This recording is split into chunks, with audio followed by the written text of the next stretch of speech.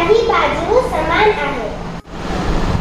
मी त्रिकोण आहे, माझे तीनही बाजू समान आहेत. मी आयत आहे, माझ्या समोरासमोरील बाजू समान आहेत.